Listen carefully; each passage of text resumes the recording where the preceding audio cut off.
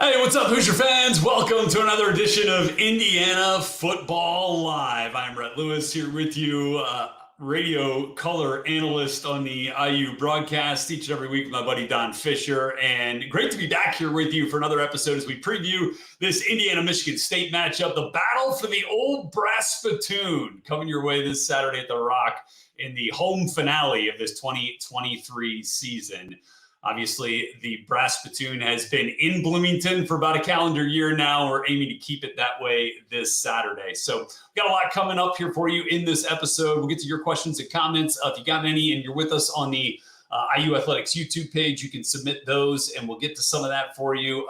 Shout out to everybody with us on the Indiana Football X account as well. And anybody who's dipping back and forth between us here on IU Football Live and on the Indiana basketball broadcast as they battle Wright State tipping off here as well. So, all right. So we're going to give you a few of the names to know for the Michigan State squad this year. It'll look a little bit different from the squad that Indiana went up to East Lansing and beat a year ago. We'll highlight some of those names. But the big attraction, the main attraction for today's episode is our special guest as we say hello to fifth-year senior starting guard, captain on this Indiana football team, Mike Kadick is with us. Big Cat, how we doing, brother? What's going on, man? Good, man. How are you? I mean, I'm just, excited about, the two opportunities that we have coming up. And, we're going to defend that brass spittoon and go get that Oaken Bucket next week.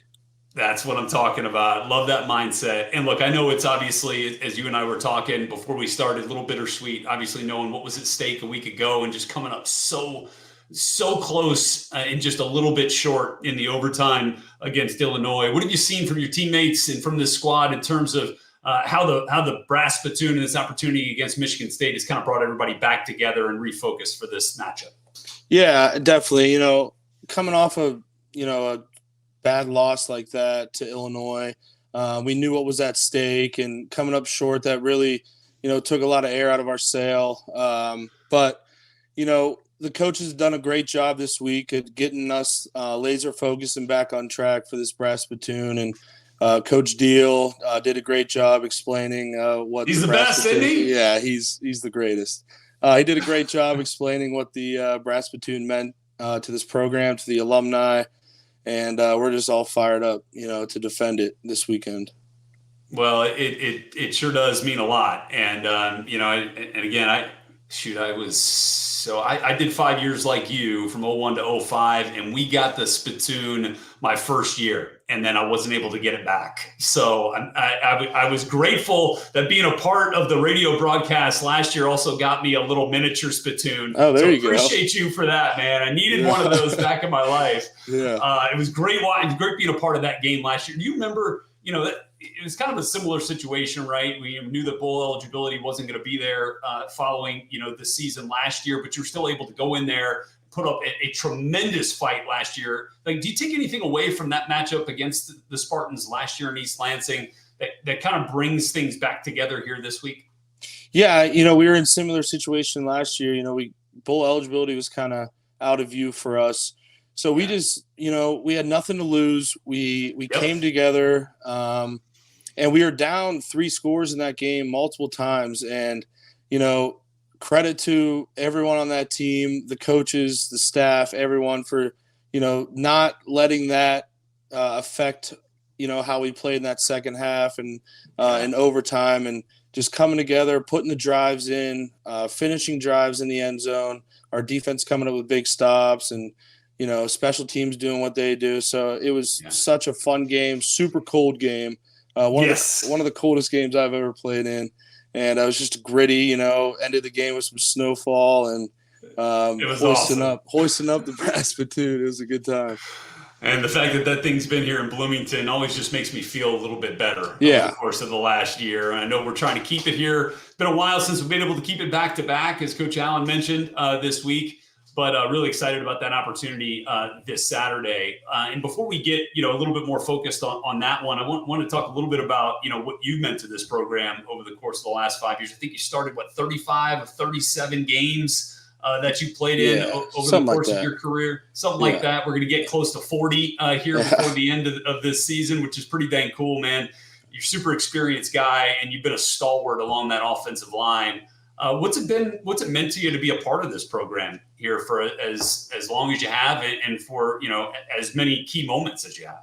Yeah, no, it's been incredible. And, not being from Indiana, being from Pennsylvania, I didn't really grow up a big Hoosier fan. I was more of a Pitt and Penn State guy. And then my good family friend, Tom Pulse, who played fullback here, was just like, go check it out. You don't have to like it, but I just want you to check it out. And I did, and I fell in love with it, fell in love with the culture here, what Coach Allen was building. Just the camaraderie of the team. I felt that right when I got here. And then, being able to develop as a guy on that offensive line, and developing with guys like Bedford and the older guys, Carp and things like that. And then just learning from the older guys when I was a freshman. And I think what the things they taught me, I carry to this day, and trying to lead the younger guys, and, being the leader on that offense and offensive line, and, just developing in my leadership and my maturity, and just my knowledge of the game. And I think, over these 5 years, I think I've done a decent job of that. And I want to continue that, these next 2 weeks, and leave a legacy. No doubt. And look, I think you've done that in a big way. And I'll get to that here in a second. But when you look back on these 5 years, like, what are some of the moments that stick out to you? Because you've been a part of some real highs, right, with this program. And then obviously you've had your fair share of, moments of adversity as this team has, these last couple of years. So what do you look back on and smile about? The first thing that comes to my mind is my first ever start in 2020 as a redshirt freshman, against Penn State, a team that I've grown up, rooting for, and going to a bunch of their games. And it was just such a surreal moment when Coach Hiller he let me know that I was starting the night before the game. So, me and Dylan Powell were battling that whole fall camp, and I get the news, and I'm like, I don't even know what to think or say. I just called my parents and told them, and, they were so happy for me. But to go out and get that win in overtime against, my hometown team was the highest of my career. And my family being there, celebrating with them after the game, it was incredible. And that whole season, just keep getting better and better. Like the team kept, we beat Penn State, Michigan, almost beat Ohio State, and then we go to a really good January bowl game, and we come up short. But just knowing that we can do those things and beat those teams, just gave us so much confidence. And then 2021 and 2022 were just seasons that none of us expected or wanted, but it happens.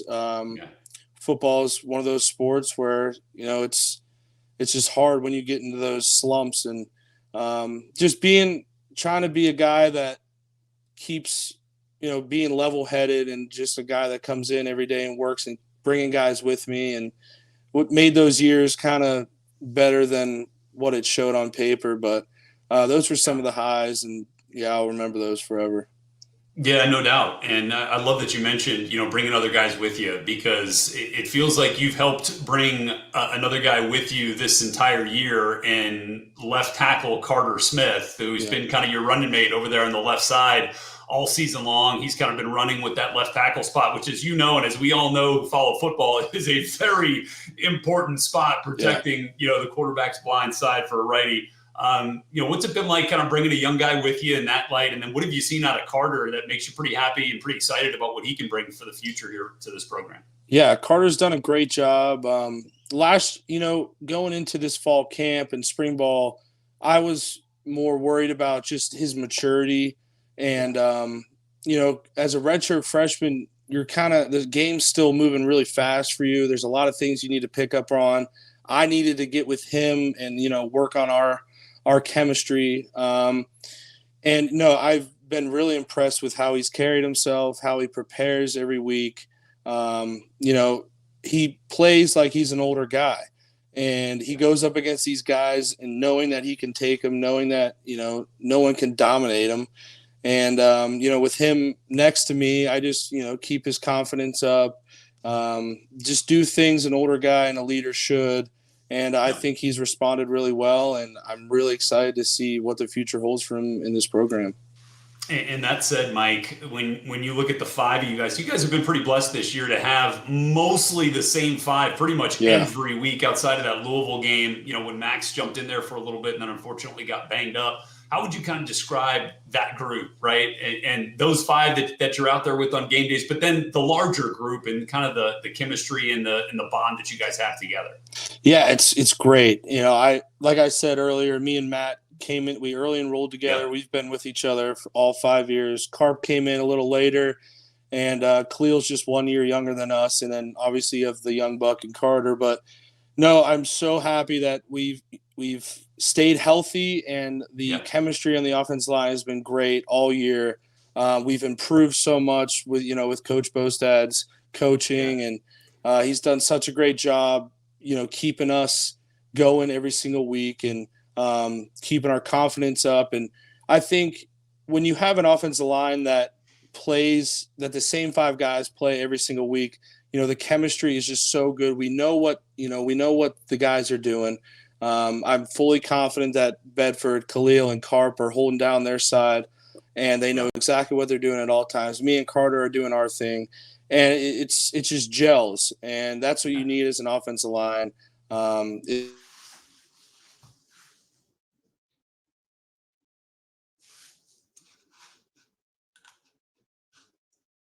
Oh, I think we lost your mic there for a second, Mike. If you want to, there you go. We got you back now. Oh, sorry. Yeah, no worries. So, you've obviously seen a few different quarterbacks in your tenure here at IU.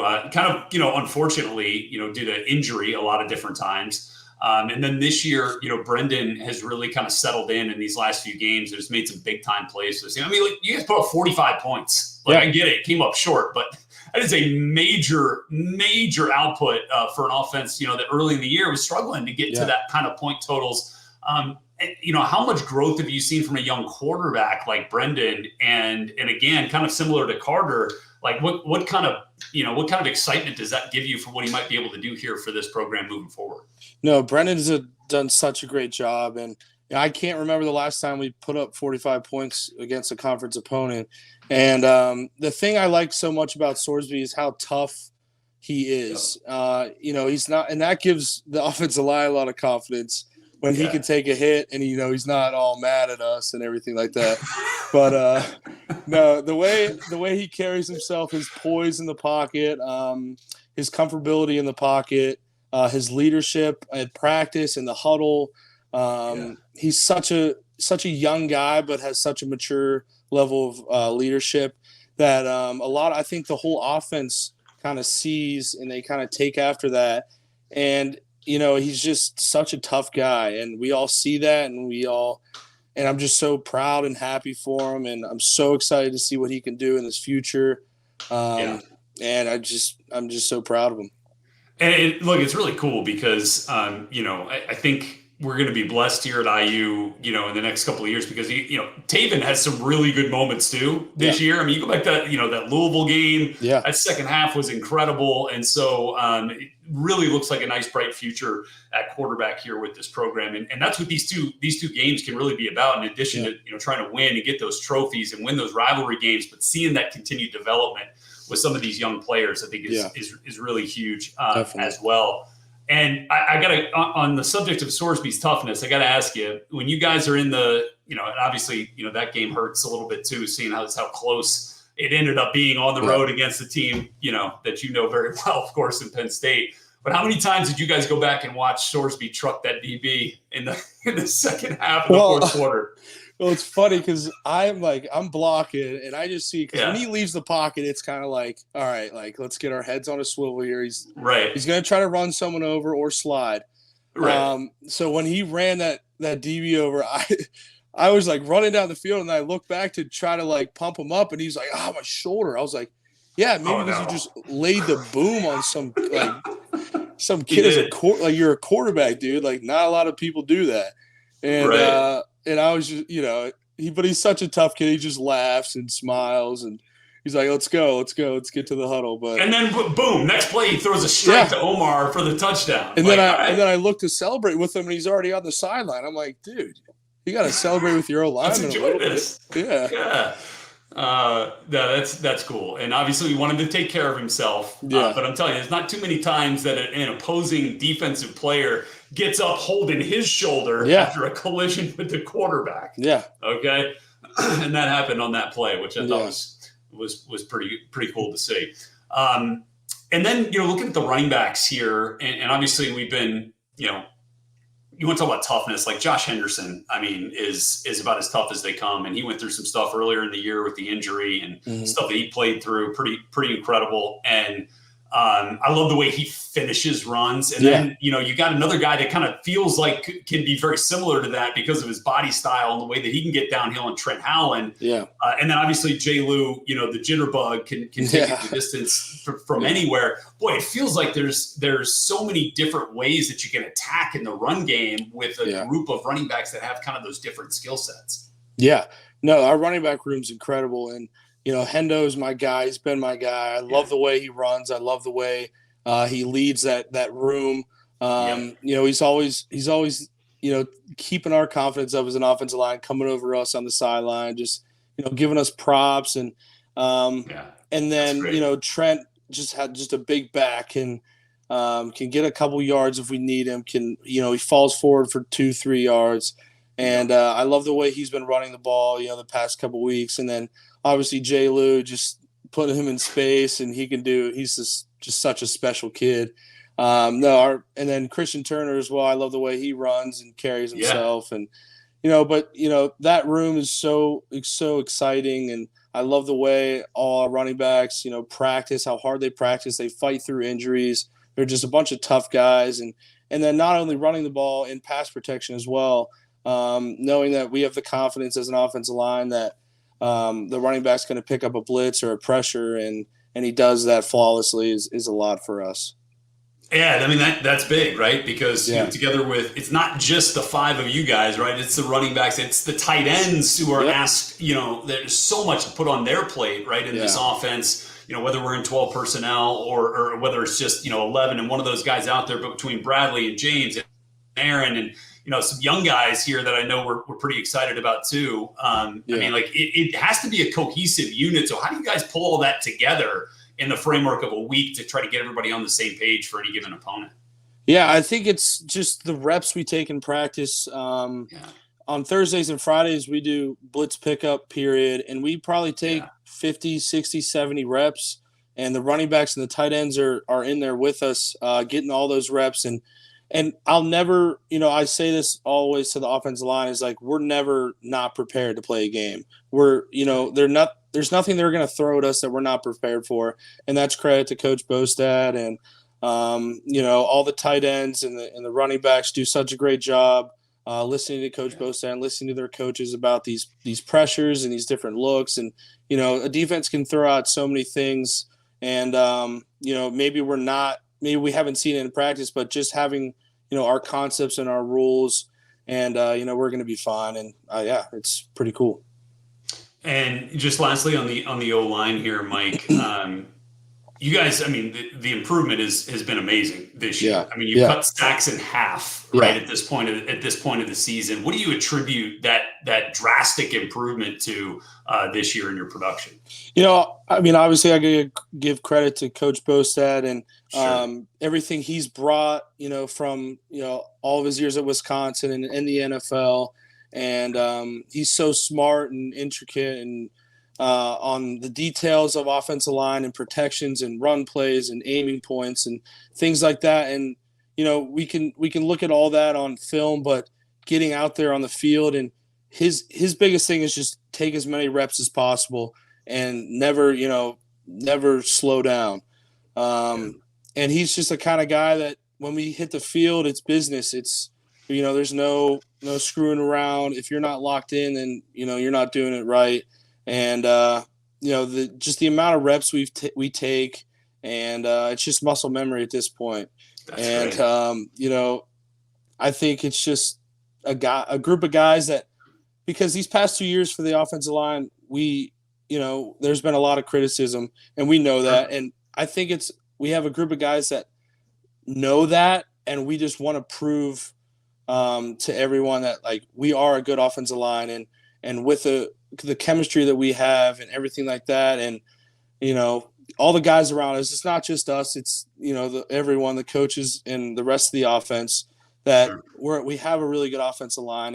And I think we've proved that so far this year, and we're going to continue to prove it for the last 2 weeks. I love it, man. I love it. And we'll end it on that note. Can't wait to see you back at Bloomington. I'll see you there tomorrow. And for that final bit of preparation on the field as we get set for Michigan State on Saturday. Can't wait to see the Rock. I'm excited. And look forward to seeing your final home game there as well at Memorial Stadium, Mike. So Hoosiers have been lucky to have you, man. And we appreciate you being here with us on Indiana Football Live. Thanks, bud. Thanks so much. All right, Mike Kadick, everybody, with us here on IU Football Live. Had some comments come through here as we were talking with Mike. We'll get to those here in just a second. Just a couple of words on Michigan State, because, look, I do think that this game is more about IU than it is about Michigan State. Obviously, you want to try to win. We're trying to win the brass spittoon, and you want to always win your trophy games. I mean, that's a goal each and every year. And for Indiana, obviously, this year that starts with Michigan State, and then next week against Purdue for the Old Oaken Bucket. And that's massive. But this game is also about, how do we continue to build a rep base and build a way to showcase development on a weekly basis that you can then take with you into the winter and into spring ball and into next season for a bunch of young players who are going to be relied upon so heavily next year, like a quarterback in Brendan Sorsby, like Taven Jackson, like running backs like Trent Howland, and then Jay Lou coming back. Again, Donovan McCulley's dramatic rise to being one of the best receivers in the Big Ten this year has been so much fun to watch. There's so much more to gain on that front as well, just from an offensive perspective. Obviously, a bunch more on the defensive side as well. So as far as Michigan State goes, I mean, obviously, this is a program that's been in some turmoil this year with the firing of Mel Tucker. They started out winning, their first 2 games of the season. Then the controversy with Mel Tucker, which forced his ouster from the head coaching position there in East Lansing. They didn't win a game from week 2 until 2 weeks ago when they beat Nebraska. And then obviously came back last week and got beat up pretty good against Ohio State. So this is a program that's definitely fallen on some hard times. But Harlan Bennett's been a terrific steady force for them. Spartan himself leading that program from the interim head coach perspective. But look, they've seen some turnover at quarterback, just like IU has this year. Started out with Noah Kim, and then now they've gone with Caden Hauser, who's been the quarterback here these last few weeks. It doesn't look like Noah Kim's going to be available for the rest of the season with an injury. And then their backup quarterback is a freshman, true freshman, Sam Levitt, who's played a little bit, but he's going to redshirt now to preserve his eligibility. So they're a little thin at the quarterback spot. If something were to happen to Hauser, obviously you hope that nothing does. But kind of like Illinois was at the running back spot a week ago. That's kind of where Michigan State is from the quarterback position. And then on the defensive side of the ball, it's really about Cal Halliday, just old school type of player at the linebacker spot. I don't think he still wears gloves. Like, a tough-minded kid, always around the football, makes all the tackles, a sure tackler, knows where to go, knows where to line up, knows how to get everybody else lined up. One of those guys, that has those read and reaction and recognition skills that we love about our linebackers like Eric Casey. Halliday certainly got him. A guy you got to just appreciate the way he plays the game.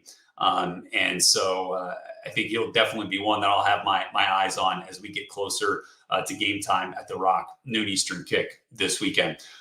Getting to your comments here. Scott's been on the IU Athletics YouTube page and mentioned what happened to this defense. Looked so hungry against Penn State and Wisconsin. O-line was great against Illinois. I would second your last statement there, Scott, about the O-line. Certainly was, has been, I mean, we talked about it with Mike. I mean, they've been so much better this year, both in pass protection and in the run game. And the fact that you're, able to put up 45 points is a testament to that. Albeit 3 of them coming in overtime, but that's really a terrific performance, really all the way around. I thought offensively, obviously you want to take those 2 turnovers back, right? The one on the exchange, and then should it have been a pass interference call on Anderson, on the guy covering Anderson Kobe that ended up in an interception from Sorsby? Maybe so, but obviously no crying over spilled milk here. But anyway, I thought the offense has shown a really nice, steady improvement and a real nice upward trajectory on that trend line since Rod Carey has taken over at offensive coordinator. As for your comments on the defense, look, I think it's as bewildering to us and to you and to me as it probably was to the coaches who just did not see that game coming, did not see that kind of performance coming. And look, it is one of those things that does start to snowball. And I truly wondered, initially if, the injury to Caden Fagan, the running back, the freshman running back who got hurt early in the game and really only came back for about a handful of plays, altered the way that Illinois wanted to attack, and that it maybe pushed them into a game plan that they were better suited for with John Paddock at quarterback. But that game's behind us. And look, I think the defensive backs and the defensive linemen and the linebackers, everybody that's involved in a performance like that knows they got to be better and knows that it's disappointing and frustrating to see that happen with that much on the line, but that they'll put that much more into it this week to get it right and to get the brass platoon and to keep it here in Bloomington. So, with a guy like Aaron Casey leading the way, I don't anticipate seeing that kind of performance again for the rest of the season. I really don't. And I know we've got some good players on defense, and it's not just on the secondary. I think obviously that shows through a lot when you lose or you allow an opponent to put up over 500 yards of passing offense, but it comes with getting pressure too. And there wasn't enough consistent pressure on John Paddock, and they were keeping a lot of guys in to protect, but you got to find a way, right? Got to find a way to alter and affect the quarterback, and just didn't do that enough on a consistent basis. But I would expect that this defense is going to come out in the last game at Memorial Stadium this year, and they're going to be ready to rock and roll against Michigan State. So looking forward to seeing that. Looking forward to seeing all you out there. I want to remind you where you can watch and listen. Obviously, mentioned where the game will be on TV, but for the Indiana radio broadcast, my buddy Don Fisher, our final home broadcast can be heard on SiriusXM channel 201. Of course, on any of the stations on the Indiana Radio Network and on the Varsity app from Learfield. If you haven't had that app yet, it's really useful. Go check that out in your app store. So that's going to do it for us on this episode of Indiana Football Live, but we will be back with you. Our season finale episode here will come with you a week from today. Well, I don't know if we're going to do it on Thanksgiving. Actually, I have to come back. We might get that for you on Wednesday because of the holiday ahead of the Purdue game. So we'll keep you posted on that, but I know for sure we'll be with you for another episode of Under the Hood with IU Football on Monday. That'll come your way 7 o'clock Eastern time. It'll be accessible for you on IUHoosiers.com, where we'll talk to a member of the IU coaching staff about the game against Michigan State, break down all that happened in that one, hopefully a win, as we try to keep the old brass platoon here in Bloomington. Thanks so much for being with us here on IU Football Live. I'm Rhett Lewis. We'll catch you next week, everybody. Go Hoosiers.